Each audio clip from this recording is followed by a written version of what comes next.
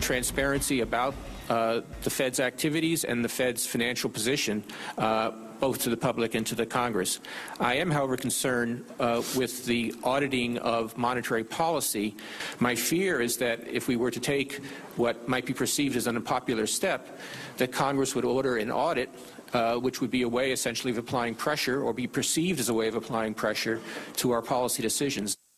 That was a story on Capitol Hill today from Federal Reserve Chairman Ben Bernanke, basically playing defense at his confirmation hearing. The chairman is trying to stonewall the Fed from being audited. Senator Bernie Sanders has put a hold on Bernanke's confirmation. Also, Congressman Alan Grayson told us on this program that he thinks that the audit would show secret bailouts to Wall Street. We know they gave Wall Street $700 billion with the TARP money, but Grayson thinks there could be hundreds of billions more doled out in secret. Joining me now, who has been really going after this for many years, Texas Congressman and former presidential candidate Ron Paul. You and I are on the same page on this one, so no shouting tonight, Ron.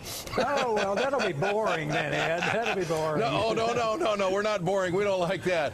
Okay, do you agree with Congressman Grayson, and I know he's worked with you on this, do you believe that there have been, quote, secret bailouts? Oh, I think so, but the trouble is we can't prove it. But yeah, I suspect there is, because they doubled their balance sheet. And how did they do that? What did they buy? On their balance sheet, we do see that there's $800 billion worth of mortgage securities they bought. That's the derivatives, and they call them illiquid, but they were worthless, and yet we don't know whom they bought them from and how much they paid for. So it literally could be in the trillions of dollars for all we know.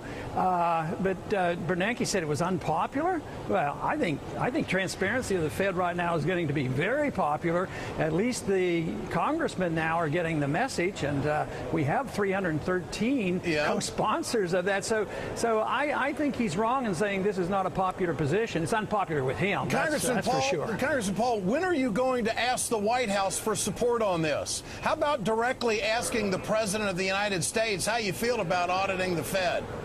Well, I thought you had more friends over there at the White House than I have, so not you recently, get some of your friends. Maybe I'll ask Alan to do that. Grayson probably has some friends. But doesn't that have some merit? I mean, if you've got 313 people on board in the House who want to audit the Fed, it would seem to me that the White House might want to take a stand on this one way or another. Yeah, I wish they would, but I know where they'll come down on it.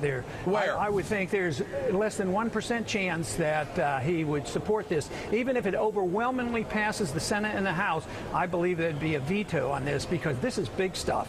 I mean, and Bernanke, when you get him going, what he really, really doesn't want us to know is all the agreements he makes with other governments. He can literally go into, like, treaties with other governments. They promise them money. They get involved in business transactions with companies.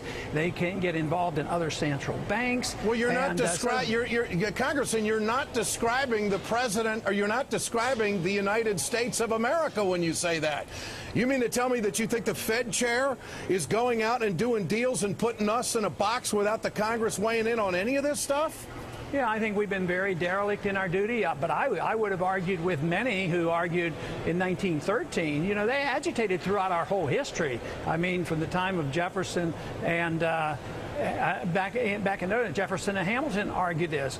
But yes, I would have argued it was unconstitutional to create it. And then the Congress creates it, and then they neglect it. But finally, we're getting their attention because people are looking at the right place for the source of the problem. It's at the Fed. They create the bubbles. They create the bursting of the bubbles. They allow that to happen. They cause the unemployment. They're responsible for the unemployment. So anybody who cares about poor people in the middle class should be very much concerned about the monetary issue and the Federal Reserve. And I want to give you a chance in a different subject to go on the record tonight, Congressman. Afghanistan, the president's decision the other night. I know you're against international intervention. Where do you stand on this?